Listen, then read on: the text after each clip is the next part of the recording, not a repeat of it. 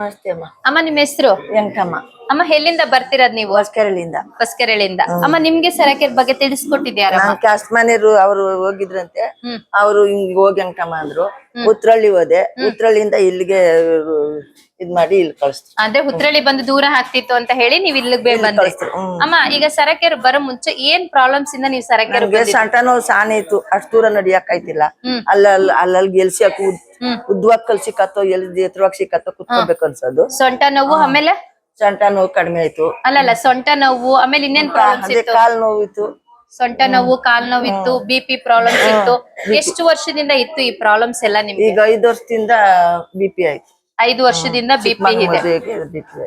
ಅಮ್ಮ ಇವಾಗ ಸರಕೆರೆಲ್ ಥೆರಪಿ ತಗೊಂಡ್ಮೇಲೆ ಇವಾಗ ಸೊಂಟ ನೋವು ಎಷ್ಟು % ಗುಣ ಆಗಿದೆ ಅಂತ ಹೇಳ್ತೀರಾ?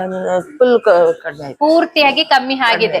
ಈಗ ಮಂಡಿ ನೋವು ಹೆಂಗಿದೆ ಅಮ್ಮ ನಿಮ್ಗೆ? ಮಂಡಿ ನೋವು ಅದೇನು ಇದು ಒಂದು ಸ್ವಲ್ಪ ಕಾಲ್ ಬರ್ತಾ ಇಲ್ಲ, ಎಳಿತದೆ ಇದ್ದಂಗೆ. ಏನು ಅಂದ್ರೆ ಮಾತ್ರೆ ಈಗ ಯಾವ ಮಾತ್ರೆನೂ ತಿನ್ನಲ್ಲ, ಅದೇ BP ಒಂದು ತಿಂತೀನಿ. BP ಮಾತ್ರೆ ಒಂದ್ ತಗೋತಿದ್ದೀರಾ? ಅದೇ ನೋವೇನಾದ್ರು ಸಾನೆ ಆದಾಗ ಅದು ತಮಿಳ್ನಾಡು ಮಾತ್ರೆ ತಗೋತೀರಾ? ಆ ಮಾತ್ರೆ ತಗೊಂಡಾಗ ಗುಣ ಅನ್ಸುತ್ತಾ ನಿಮ್ಗೆ? ಅಷ್ಟು ಗುಣ ಆಗುತ್ತೆ, ಸ್ವಲ್ಪ ಮಟ್ಟಿಗೆ ಗುಣ ಆಗುತ್ತೆ, ಪುನಃ ನಿಮ್ಗೆ ನೋವು ಜಾಸ್ತಿ ದಿನ ಫುಲ್ ನನ್ಗೇನು ಆರಾಮಾಗಿ ತಿರ್ಗಾಡ್ಬೋದು. ಆಮೇಲೆ ನೋವು ಜಾಸ್ತಿ ಆಗುತ್ತೆ.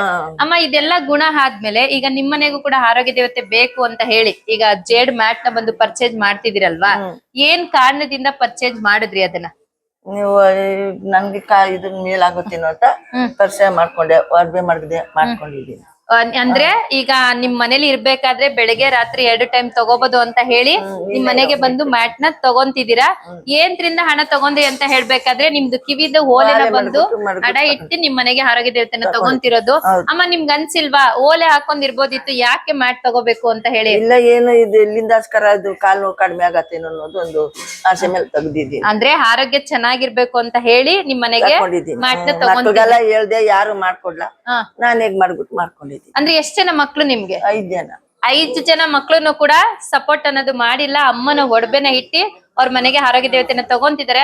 ಅಮ್ಮ ಈಗ ನಿಮ್ಮಂತ ಇಲ್ಲಿ ಎಷ್ಟೊಂದ್ ಜನ ಅಪ್ಪ ಅಮ್ಮದಿರ್ ಬರ್ತಾರಲ್ವಾ, ಅವ್ರಿಗೆ ಏನ್ ಹೇಳ್ತೀರಾ? ಅವರು ಎಲ್ಲ ಬರ್ಲಿ, ಸಂದಾಗೆ ಬೇಗ ಬಂದಿ ಅವ್ರು 10 ನಿಮಿಷ ಆದ್ರೂ ಮಾಡ್ಕೊಂಡು ತೆಪ್ಪಿ ಕೊಟ್ಕೊಂಡು ಹೋದ್ರೆ ಅವ್ರಿಗೂ ಒಳ್ಳೇದಾಗುತ್ತೆ, ಅವ್ರ ಗುಣ ಎಲ್ಲ ಇದಾಗುತ್ತೆ. ಆರೋಗ್ಯ ಸಮಸ್ಯೆ ಏನೇ ಇದ್ರು ಗುಣ ಆಗುತ್ತೆ ಅಂತ ಹೇಳ್ತೀರಾ. ಸೂಪರ್ ಅಮ್ಮ, ತುಂಬಾ ಚೆನ್ನಾಗಿ ತಿಳಿಸ್ಕೊಟ್ರಿ, ತುಂಬಾ ಧನ್ಯವಾದ.